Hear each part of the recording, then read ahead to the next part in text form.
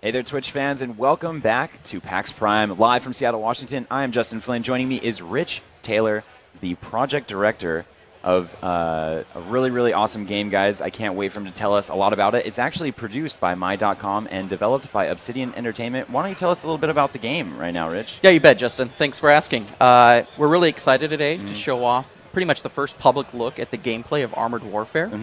Armored Warfare is a AAA title in development, as you said, by Obsidian Entertainment. And it's pretty much centered all around modern military vehicles from all around the world. And a lot of people wonder, why is Obsidian making this game? Our pedigree as a studio is really more RPGs. You might be familiar with Fallout New Vegas, South Park Stick of Truth. We've recently announced or developed Pillars of Eternity, even all the way back to Knights of the Old Republic 2. So really long RPG history at the studio. Yeah. But the thing is, even though the studio has a history making RPG games, the developers are avid gamers of a lot of different genres at the studio, including a lot of online PvP games. So when the opportunity to develop Armored Warfare came up, we really jumped at this chance to apply what we know about progression systems and complex mechanics and bring it to a new genre that we enjoy playing every bit as much as we enjoy working on it. Yeah, it's awesome. Yeah, so we're really excited about this project. This is going to be the first chance to see gameplay footage. We've got some of that prepared for you today. Before we get into it, I want to talk a little bit about the classes that players are going to see today, just to understand kind of what some of the different strengths and weaknesses of these different vehicles are. Yeah, for sure. To help break them down, we've divided these different armored vehicles down into 5 core classes. Okay. So you have the main battle tanks. Those are the vehicles that everyone's pretty familiar with. Heavy armor, heavy cannons, pretty large vehicles that you see in the news today, and History Channel for tank battles and things like that. We also have artillery, long-range support vehicles, all about providing long-distance firepower across the map. There are light tanks, pretty mobile, light armored skirmishers. They're very nimble, able to get in and out quickly, do some damage. We have tank destroyers, kind of centered around long-range precision, hanging back and providing support fire and things like that. And finally, we have the armored fighting vehicles, which are a wide array of lightly armored vehicles, very quick, very nimble, very ideal for accomplishing long-range objectives on the maps and things like that.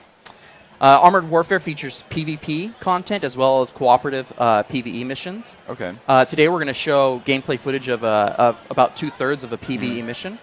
So with that, I'd like to go ahead and jump in and show that to you. Awesome, guys. Looks like we're going to jump into some gameplay right now. I'm really excited to see this because you guys are a really well-known developer. That's like no joke. Yeah, thanks.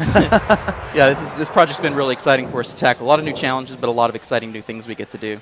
So we're going to actually show some of the vehicles that you'll see in today's video. So this is the T-80 main battle tank out of Russia. It's armed with a 125 millimeter tank cannon there. A very powerful vehicle.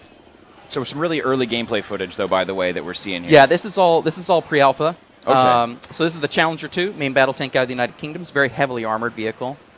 That's the Palmyra. It's an artillery unit from Italy, actually.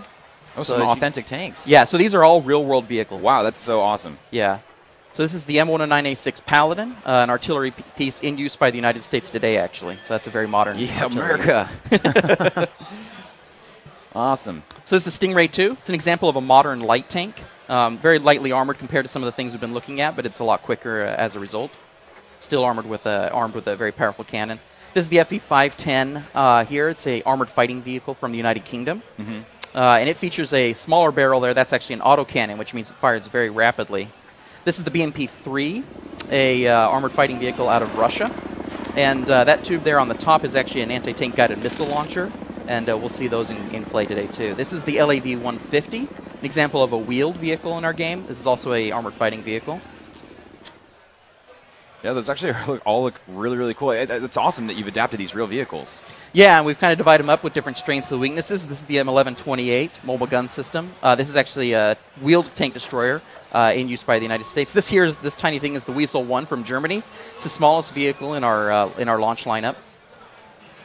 Sometimes we call it hard mode. This is LAV-600, another wheeled tank destroyer armed with a heavy tank cannon there, but it doesn't have a lot of armor on the hull. So in Armored Warfare, players are going to collect these vehicles, but they're also going to upgrade them. So what we're looking at here is some footage of the Challenger 2, and there's kind of a before and an after shot here. You're seeing the Challenger 2 as it looks when the player first gets it, and then you're seeing what the Challenger 2 looks like when it's been fully upgraded with an armor upgrade kit. So you can see the cage armor applied to the back there. That helps defend the vulnerable locations. and that heavy armor plating on the side too. That is too rad. I love that element of depth that you're adding to this game. It seems like, on the surface it seems simple. We got some tanks and they're, blasting each other, but then you can upgrade them, and that's so really cool. It's awesome. And we really want players to see those upgrades as they put them on the vehicle. So in Armored Warfare, players take on the role of a commander of a private military corporation. As that commander, that means every player has their own base, their own arsenal of vehicles, and their own personnel to train and manage. So players are going to make progression through the game by participating in PvE content and taking on PvE missions in cooperative scenarios. Today's example is a 4-player mission against enemy vehicles. Yeah, I've seen so we got a base here. Is this your base? Yeah.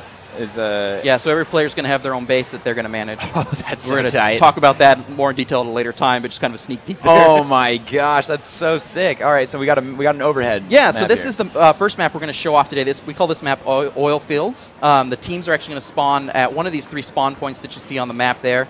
The primary objective is for the vehicles to move out and take out these 3 weapon storage depots that will be scattered around the map. Players also have a secondary objective, and that is to take out these 3 surface-to-air missile sites within 5 minutes. But the secondary objectives are optional. Players are just encouraged to accomplish them. They would receive more rewards and progress after the mission if they're able to pull them off. So here we are, actually jumping into the map itself. You said earlier this is some of the first gameplay footage that anyone's really ever seen? Yeah, we haven't shown pure gameplay footage like this to date, so this is the first time being able to check it out. Wow. Right here at the start, you see a plane getting shot out of the sky, just reinforcing the danger of those surface-to-air missiles that you've been tasked to take out. Yeah, he's having a bad time. Yeah. So on the side there, you'll see the players have their objectives list, including the secondary objective of taking out those surface-to-air missiles. They have 5 minutes to do it, otherwise the next flight of planes are going to get shot down. So that's part of the background narrative of kind of what players are engaged here. We nailed them. So here we have the T-80 with its trusty battle log in the back there. That's the Russian main battle tank. Now, can you switch between tanks? No, each player is in control of an individual tank. We're just switching camera view just to give you an idea of kind of how the different vehicles are playing. Perfect. This is the Stingray 2, and what he did there is he actually just fired off some smoke grenades. Smoke grenades provide essentially temporary cover from being spotted by the enemy, and so he's able to do that. You can use that opportunity to go take some cover, or get out of the line of sight, or finish someone off before they can see you. It's kind of one of the examples of different options the players have to equip their vehicles with. And I see a couple different views here, like they're using different cannons. Yeah, well, they're able to switch to a first-person view to line up those shots a little easier. Okay. So this vehicle here is actually the Leopard 2A5. It's a main battle tank, a very powerful machine out of Germany. Mounted on the back of his turret there is an example of another piece of modern military technology. You can see that little thing sticking up in the back there. That's R2-D2 looking. Yeah, it's an active protection system. It's designed to intercept and shoot down incoming enemy missiles. So it's a powerful defensive option available to some of the higher tier vehicles in the game. Cool. Actually looked a lot more like Wally. Yeah, it's Wally, but he shoots missiles down. So tight. It's wartime Wally. So here we have the M1128 MGS we talked about a little earlier. He's just taking some long-distance shots there. So we actually model the armor on these vehicles. So there are vulnerable points, there are hard points that are very difficult to do damage to. Okay. So players will typically want to go for either sides or the backs of the vehicles because the fronts tend to be a lot more armored. And he took some damage there, took a pretty heavy hit. Yeah, I His see tank that. status is down on the bottom left there. And the yellow highlighted items are kind of some of the damaged items. Okay. And players can actually repair some of their damaged components. So things like treads can be broken, the engine could be damaged, maybe your cannon's damaged. That's a very bad time. But the players are able to repair those and get back into the match at least once per match, provided they bring in the proper equipment with them. Okay. Yeah, it's cool. So he's being targeted by some enemy artillery there. You saw that shot coming in from a distance from somewhere. Yeah, it looks like he was taking a little bit of cover. Yeah, So you kind of have exactly. to calculate some of your shots there. Yeah, those arcing projectiles, they can be intercepted by either a building or a hill or the terrain or something like that. So kind of have to find that right angle of fire in order to get those shots on these mobile guys. But for them, the team has to use the cover defensively in order to not be taken out by the long distance fire. So they cleared out the objectives down in the southern area of the map there. They're now going to go ahead and move on up towards the north. You can see on the mini-map in the bottom right, those large blue circles kind of indicate the next points of where the objectives are. So again, this is that Leopard 2A5 with the active protection system on the back. Leopard 2A5 was actually the first vehicle that we modeled internally. So it's kind of always been our test bed for every new feature we put in the game, including that camo net that you can see on it. It just fired an anti-tank guided missile. It's got the active protection system on it. So it's kind of always been like every company come up with a new military toy to put in the game, it usually goes on this tank first. It's just kind of been a fun tradition at this point. Oh, safe little water action. Yeah, as long as it's shallow enough, you're okay. You don't want to. This thing is not going to go go swimming in the lake. It's not going to James Bond just straight up turn into a boat and no. just take you wherever you want to go. Forget it. I'm out of this battle, guys. Yeah. Not even trying. I'm done. Just bailing. No, so it's safe in the shallow water though. So that's totally fine. That's cool. That's awesome. There's a ton of different terrain. This map seems pretty complicated here, like or not complicated, but like diverse. Mm-hmm. Yeah, and this is just one of the examples of many environments that we're featuring in the game. You know, we're also taking the players to some traditional desert-looking style maps, some interesting-looking refineries and factories. We have a port city is one of the maps as well. We also have a winter snow blanket city. So a lot of variety on the different maps, and the artists go crazy with just making them look awesome. We nailed them. So there he's firing again the anti-tank guided missiles. Those are slower projectiles, but they hit a lot harder.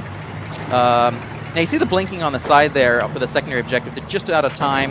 Yes. They only got 2 out of the 3 surface-to-air missile launchers, so unfortunately, one of those planes isn't going to make it out of here. Yeah, way to go, team. Yeah, great job, guys. Yeah. But you know, ideally the players would take out all 3 of those and get those planes across safely and receive the additional reward too.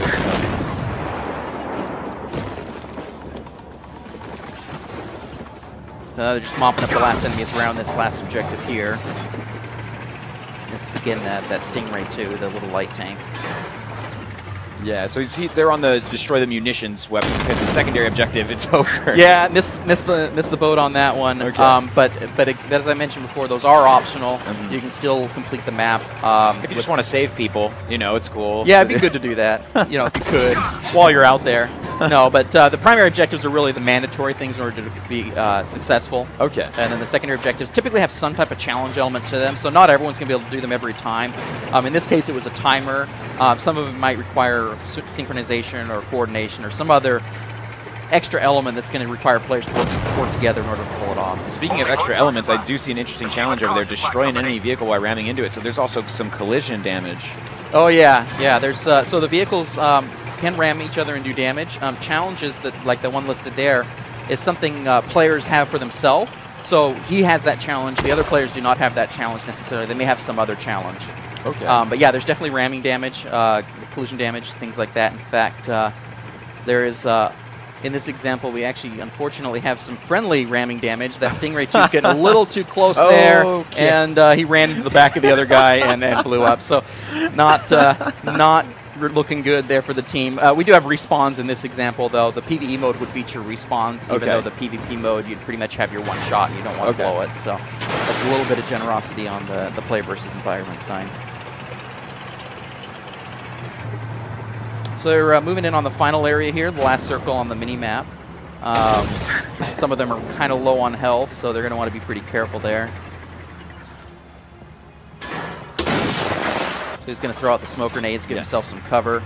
That'll keep him from taking some shots from the enemy there, provided he's at a good angle. So here we have, he's aiming at that surface-to-air missile silo. It's unfortunately empty. That's a spike kill anyway. Not going to get credit for that, but whatever. Makes up for missing it earlier, maybe. Hey man, whatever. Sometimes you just gotta blow something up, right? that'll teach it. All right, so sentence more. Seems pretty far, like some long distance stuff. This is like a lot of ranged action. Of course, they're tanks. They're tanks. Of course, there's gonna be some ranged action, but yeah, there's some seriously awesome long distance shots here. Yeah, so the players can go into that first person perspective just to better align up that shot. So it looks like they're gonna blink the area with smoke grenades here, get some final cover while they mop up those final enemy vehicles. But yeah, the vehicles are designed to engage at a variety of ranges, so they can, like, especially those tank destroyers I was talking about earlier, very, very high accuracy from a long distance. Vehicles with anti-tank guided missiles, you can guide those in from long range, also very effective. Now, remind us again for people that might have just popped in and maybe they just got here 5 minutes ago and they're like, wait, what am I watching right now? Watching Armored Warfare. course, and there's quite a few different tanks, like you just said. There's these long distance tanks. Yeah, so there's here you have this main battle tank here, and another one to his side. We got the tank destroyers on the wheels over there, and then a small light tank in this match. So we're not showing the artillery one in this, and we also don't have a armored fighting vehicle in this particular match. Okay, and there's 5 total. Is that how many? Yeah, five vehicle classes. Cool, cool, cool. So at this point, the players transition on to the next map in the series. This is one we call Refinery. And unlike the last one, their spawn points aren't random. They all start on one side of the map, work their way over to engage a very entrenched enemy, and they pretty much have to work as a team. So they start out having to work their way across an open field, a very dangerous area where they can be shelled from a distance. And then they'll work their way into that refinery over there. The objective is to get to the center of the refinery, get that capture point in the center, and then they'll win this map. So this is the second out of what would be 3 missions. We're only showing 2 today. Okay. Or three maps in a full mission. Yes. So we're seeing about 2/3 of a full PvE playthrough for a team.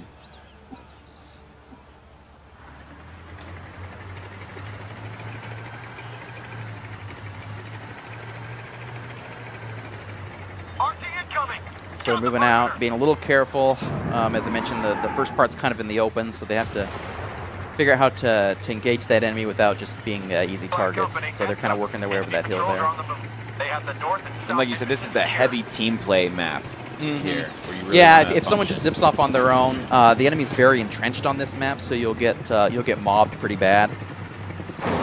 But as long as they work together, they'll be just fine. Now on this map, there's a new secondary objective. This one's timed as well. It says destroy the fuel shipments, and they've got 3 minutes to do it. That's actually marked by the blue circle on the mini map on the north east corner there, and that's basically a train that's going to take off in 3 minutes. The objective is to go blow up the fuel tanks on that train before it gets out of there, and because it's so far back in the map, this is a situation where you kind of want one of those fast little AFVs. Those armored fighting vehicles, they can zip in the back there, get that objective, and get out of there, ideally without getting shot. Nice. This team, unfortunately, doesn't actually have an AFV with them, so they're going to have a little tougher time. All these vehicles are a little bit larger and slower, not necessarily suited for making kind of that spy run to the back there to take those out. But let's see if they manage to pull that off.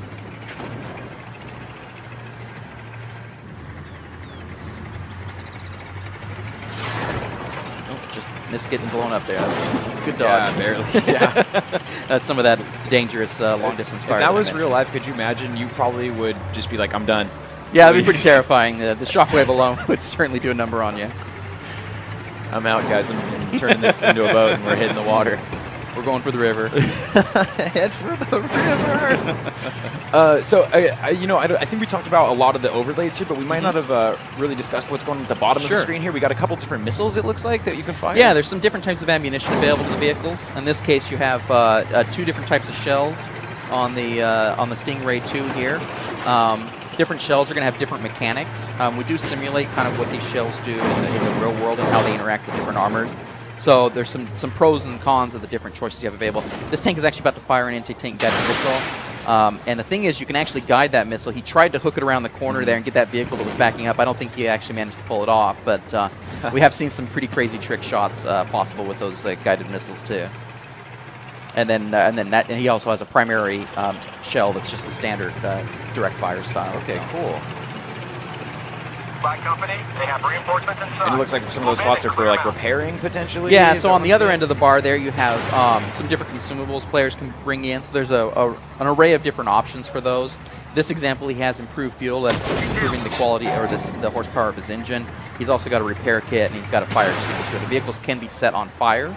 Either it's a fuel fire or their engine can get lit up, and you'll want an extinguisher option to get that under control. Otherwise, it take a lot of damage. Okay, that makes sense. Yes, that is what a fire extinguisher would be used for. And then this one, he has also the first aid kit there. The crew members of the vehicles can also be injured. Okay. So first aid kit there to try and get them back on their feet and get them through the match.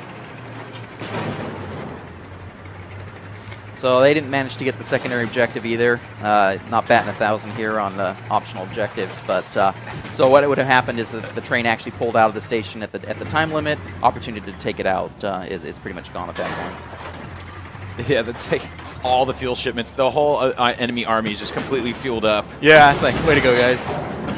That's okay. No bonus credits for that. It's an alpha. They're learning, right? They're learning. Yeah. So their final objective here is pretty much to clear up the rest of the vehicles inside the refinery. there's a capture circle in the center. They get on that and hold it for about a minute, and as long as they don't take any damage for that duration, then they'll have succeeded in the mission. Obviously, the easy way to pull that off, or ideal way to pull that off, is to take out all the vehicles. Sometimes players figure out some other tricks for finishing it even without destroying all the enemy vehicles, and still being able to take that capture point. So there are some different options there. That's awesome. That's I like the concept of this map. It's like you know, it mixes up the game a little bit. This is really stealthy. It seems like you're kind of like hiding around, you know, walls and kind of poking out. Yeah, they started out there in the open. Now they're engaged in this close quarters combat. So APS, knock down a shot. So right here, what just happened is that these things are firing missiles. APS saved us. But this is that Leopard 2A5 with the active protection system, so it actually shot down those missiles. It all happens in the blink of an eye, so it's very hard to see in action. So that's why we've got the VOQ there, just to kind of let you know that, yeah, your equipment just saved you there. Target armor is destroyed. So you can see the blue bar filling up at the top there. Looks like they're about to secure the mission, or awesome. secure the refinery here, and finish this map off. At that point, then they would move on to the third map of the series and take on the challenges there. At the end of that, their performance during the matches would be tallied up, and they'd get their progression out of that. I love how all the fuel shipments are gone, but we got the refinery. Hey, at least you got that now, right? So they got the last shipment out. But yeah, so then here at the end of the mission, just friendly helicopter coming in. There we go. Troops coming in to secure the place. Looks like they're blowing it up a little bit. But we secured it, now blow it up. Secured it now. Now send in the missiles. But yeah, so that's like I said, the second example of the maps we have, and that's the gameplay footage we have for you today.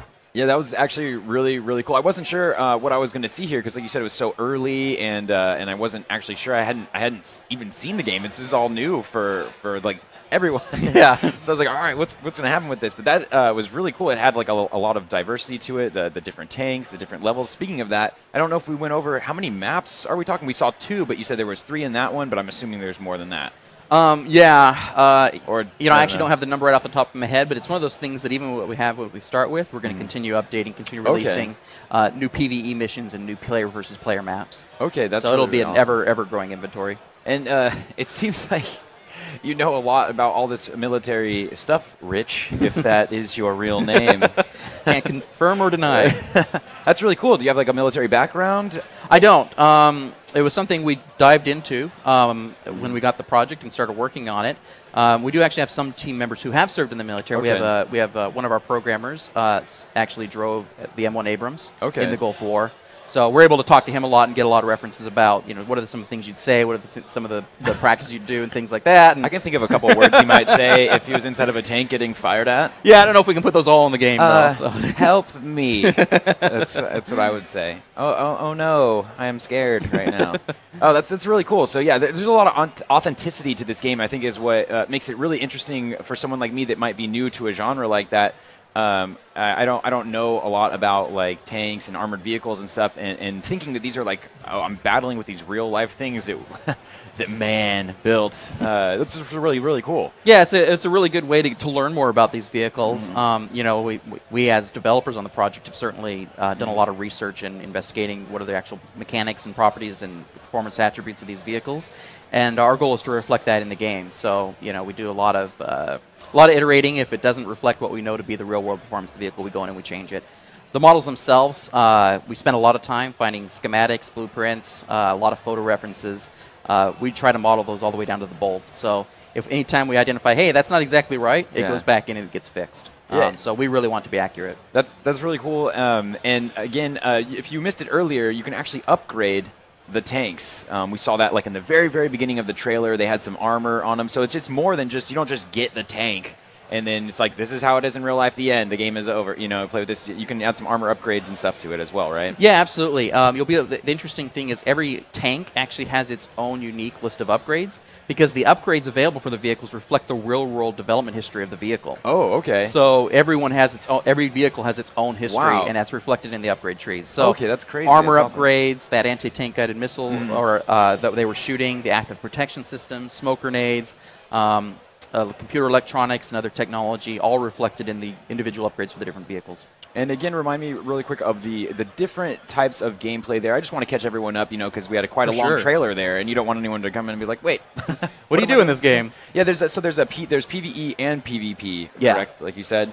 So PvP is very team-centric, so requires a lot of cooperation between the teams in order to achieve victory.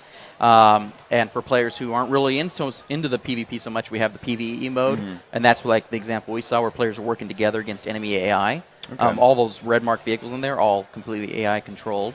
And really both forms of gameplay are completely supported and valid ways to progress through the game, so it's however players enjoy playing it.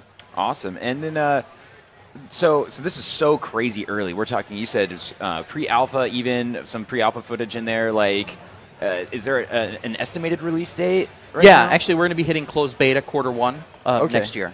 So we really look forward to people joining us in on that. They can sign up for the beta on the website at aw.my.com. Okay, definitely go to that, aw.my.com, guys, and sign up for that so that when the beta does roll out, you can hopefully get involved. Yeah, we definitely want to have people in that. It's closed, right? So you want to get that email, right? Yeah, exactly. Awesome. And then that sounds like a lot of fun, guys. Definitely get involved in that. Again, I'm Justin Flynn. We are live from PAX Prime in Seattle, Washington. Joining me was Rich Taylor, the producer of the game Armored Warfare that you just saw. I can't wait to check it out really soon here. Sign up for that beta, guys, and we will see you soon. Thanks a lot for having us. Oh, dude, awesome time. Awesome time. Love the gameplay footage.